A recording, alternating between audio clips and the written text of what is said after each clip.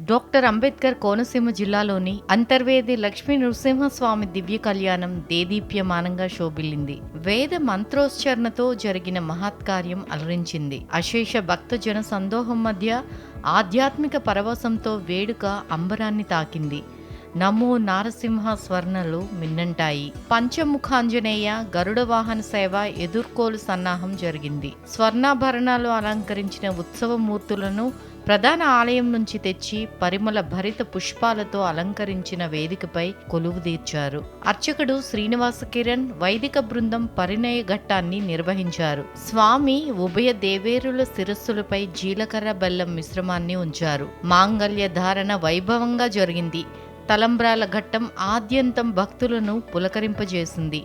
రాష్ట్ర ప్రభుత్వం తరఫున రాజోలు ఎమ్మెల్యే దేవవరప్రసాద్ ముత్యాల తలంబ్రాలను అందజేశారు. అమలాపురం ఎంపీ హరీష్ బాలయోగి, జిల్లా అధికారులు కళ్యాణ మహోత్సవాన్ని తిలకించారు.